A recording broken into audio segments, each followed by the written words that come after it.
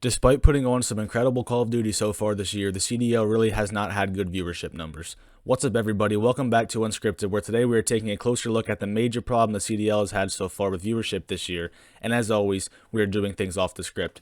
If you enjoy the video, consider supporting the channel by leaving a like and a comment down below, and subscribe to the channel as well if you want to see more videos like this one from me in the future. I appreciate all of that, and let's hop right into the video. So the viewership numbers were actually pretty decent to start the season. You see here, this is way back in Stage 1, this is in group play. Peak viewers 131,000, average viewers almost 60,000, that's pretty good. You see multiple matches there, over 100,000 viewers, so the excitement was definitely there out of the gate. The Stage 1 major, a little bit down, but not too more. Actually, the average viewers were up from the Stage 1 group play, but the peak viewers were down, and you see their Optic, of course, was, the most watched team, which that is going to be a trend that we're going to discuss later. You see that pretty much throughout every stage. Moved on to Stage 2, down a little bit, 94,000 peak viewers, 37,000 roughly average in the group play. Again, Optic dominating that pretty heavily. You see here we can't see who this team is, but this is basically the hours watched and the average viewers of a specific team, and that is Optic. We can't see it because I don't have the pro version of this software, but that is Optic. They are always at the top every single time. Stage 2 major, 101,000 peak, not the best, 56,000 average, that's not bad. So it's down from the first major, but still over 100,000, that's good. Optic, again, the top team. Going down for now, but we will see actually a rebound in Stage 3. So only 79,000 peak viewers and 35,000 average in the group play, which is down. I think we're starting to see a trend here that fans sort of don't care about group play as much, and we can see that compared to Stage 1, where everybody was just excited to watch. Didn't matter what it was, whether it was group play or the major, they were happy to be able to watch Call of Duty. Now by Stage 3, that's wearing out. The group play numbers are not near as high, but the major was good actually for Stage 3. The highest peak viewers of any major, sorry about that, this year, almost 136,000 peak viewers, 56,000 about on average. You see there Toronto versus Optic. That was a good one to have a lot of people watching because that was a great match. Went down to map 5, round 11, where Toronto pulled it off. But you see there better numbers. And the thing is, though, the peak viewers are higher, which is great, but the average viewers really aren't higher, I guess, because mostly it's just you see the drop-off between this most watched match and the second most watched match. There's a pretty big drop-off, over 50,000. So that's why the peak viewers are higher than the average viewers by a good bit. But then into Stage 4, we clearly can see the trend establishing, and it's going in the wrong direction. Stage 4 group stage, 62,000 peak viewers, not even 30,000 average viewers for these matches. Optic, all five of their group matches were the top 5 most watched, but even then, it's not the way it used to be, where they were pulling back in Stage 1 group play. They had 2 matches over 100,000. Here, they have 0 matches anywhere near 100,000. They have 4 of them over 60,000, but barely, and then 1 over 50,000. So even though it's all of them, it's still not where it was. It's not 100,000 people tuning in to watch them play a group match. It's 50 or 60,000, and it's definitely down. So as we move into the Stage 4 major, we clearly see the trend establishing itself now. Only 87,000 peak viewers and 44,000 average viewers. Optic, again, dominating for the most part, but still not great, and definitely not great for a major. So over the first 3 stages, it was sort of just fluctuations. Now I think Stage 4 really confirms the trend where viewership is obviously headed in the wrong direction. These are numbers that you would be a little bit upset with, in my opinion, for group play, and this is for a major, so you definitely have to be upset with these numbers. And yeah, they were ugly. I mean, the Stage 4 major clearly had a viewership problem. The CDL, I think it's fair to say, clearly has a viewership problem. These numbers are not good, and they have been trending in the wrong direction. Aside from the Stage 3 major, which had a pretty high peak, they've been trending in the wrong direction for quite a while now. And the viewers clearly noticed that the viewership was down, both the viewers and the players. So here you see Semtexable. He says 59K viewers in the final of a major. That's bad. It was Dallas versus FaZe, and that's probably 2 of the top 3 biggest brands in the CDL. Maybe LA Thieves are in there over one of those teams, but either way, definitely 2 of the top 4 biggest brands in the CDL, pulling in less than 60K viewers for the grand finals of the major on LAN. Remember, 135,000 people watch Optic play FaZe in the group stage of Stage 1, so less than half here watching the grand finals of a major. That is not good. That is, I don't have to tell you that's not good. You know that's not good. We see here Alpha Kep. He is a Rocket League player. He says, crazy to think there's a COD major LAN right now with 29K viewers and Rocket League Online still pulling 100K plus. As he's happy to see that for Rocket League, but on the Call of Duty side, that's not good. This was on Friday night. I should have checked which match it was during. I did not check that, but either way, it was on Friday night, so it was on day 2 of the major, and it was pulling in 29,000 viewers at one point. Even though that was probably some of the bad teams, that is still ugly. Whether they're a bad team or a good team, they paid the same $25 million everybody else paid, and they are seeing that kind of viewership on their matches. That is not good. Octane, he says the same thing, so it's not just viewers recognizing this. It is players too. He says, man, for how incredible this weekend has felt from a player's perspective and how nuts some of the matches have been, viewership, bad. Yeah, you don't need to tell us that, Sam, but it's good you did. It's good you noticed it too, because maybe you can get in the ear of somebody to help out with some of these viewership problems. So we clearly have now established there is a problem. We all see that there is a problem, but how do we fix the problem and what are the causes of it? That's really the big question for these people. And one of the problems I think we see is that viewership really just falls off when Optic is not playing. You see the meme here from Crone at CDL Intel, but really it's true. Without them, there would not be many matches pulling over 100K. I mean, it just hasn't happened. It even hasn't happened with them recently, but back at the beginning of the year when it was happening, it was mostly them doing it. So that is the first major problem.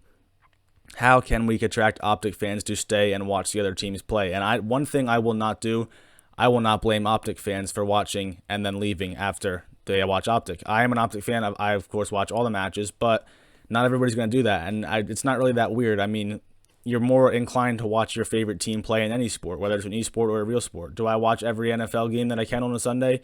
Sure, but when my favorite team's not playing, I'm not really as attentive, and I don't mind if I have to leave and go do something. I'm not going to make sure I have time to watch anybody but my favorite team play. So I don't blame Optic, and I blame the league, and I blame the other teams. I think Optic built their team, and they're following through social media. We all know that. But guess what? The league and every other team has access to the same social media platforms that Optic built their team through. So if Optic could do it, why can't they? They need to find a way, whatever it takes, to entice these viewers to stay and watch the other matches. I think Optic fans clearly care more about personality and sort of being entertained than they do by necessarily the results. Not that Optic's been bad, but they're an entertaining team. They always have this good content. You know, they're clearly the best when it comes to content of the CDL teams, and their fans like that, so they're more inclined to tune in and watch them play. So these other teams need to take notes. They have to start putting out good content, showing the personalities of their players. Like FaZe, for example, great team. We all know that, but it clearly takes more than just being talented at the game to draw on viewership. If they put out content like Optic did, and those FaZe guys are funny. They might be a little strange, some of them, but they're funny, they're entertaining. If they put out consistent content, it would definitely go a long way, in my opinion, to helping the viewership for their matches increase, because people would be more interested in watching them because they know a little bit more about the person behind the sticks. You know, it's not all about what you see on the sticks and on the screen. If you know about the person behind them, you want to tune in and cheer for them, I think you're more inclined to watch. That's my opinion, but it seems like the numbers might bear that out. That's just one problem, though. Another one is that some argue the game started too late. You see Easy Mac here. He's an analyst for the Atlanta FaZe. He says he wants them to start earlier, maybe in December, because when the game first drops, there's more excitement. Sort of like I was saying earlier. The Kickoff Classic, which was the preseason basically live scrims event, that had a higher peak viewership than 2 out of the 4 majors so far, and they weren't even meaningful matches. They meant 0 to the league this year. So you can't tell me that's nothing to do with the excitement of the game first dropping. It was just that the game was new, everybody was excited, they wanted to watch something. So why couldn't we start the league back then when people were still excited, and they could have got to watch meaningful Call of Duty and then got drawn in to watch more meaningful Call of Duty down the pipeline? But instead, they just sort of stopped after stage 1. The viewership has been down. Adam App, the former MLG guy, he says the same thing. He thinks that the best chance the league has for every single parameter of success is to start as early as possible in the game's life cycle. Yeah, that seems like it's a good thing in my opinion. I think we waited way too long to start this year. The Kickoff Classic was not even until February. I don't know when the actual matches started, if it was in March or late February, but I know Kickoff Classic was Valentine's Day weekend. That is way too long to wait, in my opinion. The game comes out in early November. So we waited 1, 2, 3, almost 4 months till the matches really started and meaningful Call of Duty was played. That is way too long. That's especially when the game is not that good for a casual player. That is how excitement dies. When the game's first new to them, they might be more inclined to watch and learn how to get better at the game, but when they sort of get sick of the game, why would they want to watch? I know I'm the same way. If I don't enjoy playing the game, I'm way less inclined to watch it, and I'm sure many people are the same. That tweet from Octane, we got a reply from Zero. He says, honestly, Sam, I said it a while back, the league matches and champs only being the top 8 teams kind of kills the enjoyment of watching. Not saying the COD viewership has been unreal before this, but some teams having the season chalked before champs is so dumb. Yeah, like he says, I mean, the viewership, it's never been like insane compared to some esports, but it's been way higher than this. This is definitely a bad year for viewership. And he says sort of league matches and champs only being the top 8 teams is the reason for that. I know Aches has echoed a similar sentiment about league matches. He says people just don't care about them. Like, they don't really mean that much. They mean a little bit this year because of having to qualify for champs with not everybody making champs. But at the same time, if you're a Seattle Surge fan or a Paris Legion fan, which I know there might not be as many of those other teams, but just stick with me, and your team already can't make champs, you know they're not going to make champs, why do you have any desire to tune in and watch league matches? If pretty much their only chance of making champs is winning the next major, Why not just wait and watch at the major? Why are you going to take time out of your day to watch them when it really does not mean that much to them? And the only thing that really matters is their performance at the major. So I can see that argument for sure. That's one thing that Zero says. Doug Sensor Martin, he has a similar opinion. He says, I think they're trying to replicate real sports leagues, but the problem is we only have 12 teams. We need more teams, more personalities, and more opportunities with pool play matches. I agree with that for sure. I think a lot of people say, the argument to 12 teams making champs, the counter argument would be, but, in real sports, you have to actually qualify for the playoffs. Not everybody makes it. That's true, but in real sports, there's, 30 teams, 32 teams in a league. They can't ever put on a playoffs with 32 teams, but it really does not take that much to put on a playoffs with 12 teams. It's only a couple extra matches. We can easily do it right now. I put out a bracket that I like, but there's been many brackets that would be possible with 12 teams this year, but they're not going to do it. And I think Doug is right. I think just having more viewing opportunities and more potential to learn more about these players, get to know them better, and see them play, I think is better for the league. The less matches, the less likely you are to get more new viewers drawn in. Sure, the matches mean more when there's less of them, especially at champs, but at the same time, if there's less of them, if people can't take the time out of their day to watch these matches, they're just not going to do it. They don't really feel like they have a reason to watch. Now, I'm sure champs viewership will be fine, but maybe not, because these stages, the viewership really has not been good at all.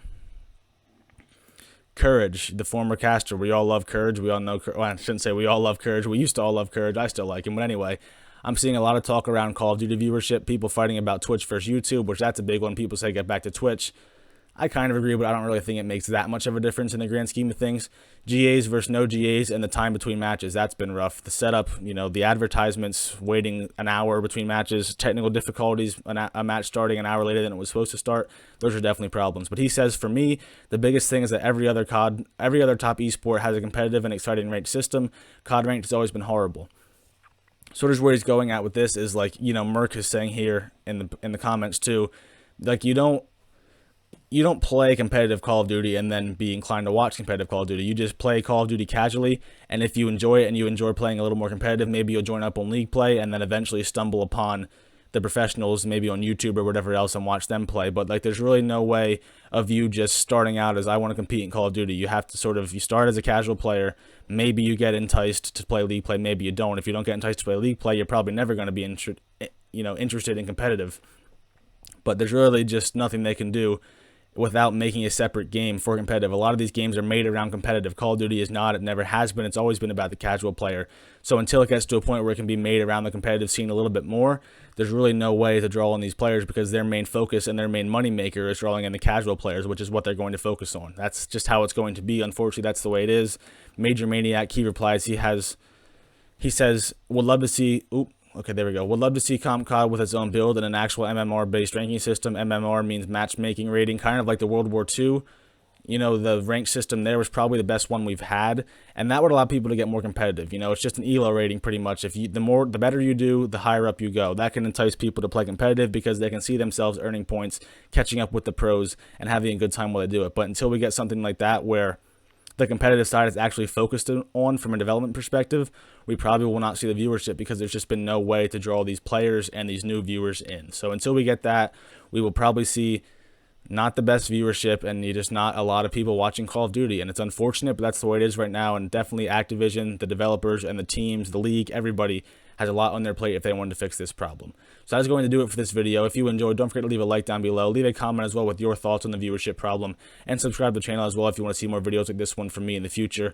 I appreciate it all. It does mean a lot to me. So I hope you enjoyed the video. I hope you have a good rest of your day today, and I'll talk to you guys in the next video.